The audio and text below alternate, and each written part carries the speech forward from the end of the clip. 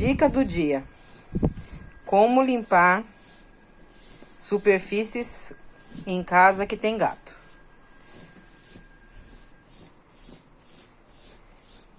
Não é impressionante? Muito melhor que aspirador de pó. Arrasou!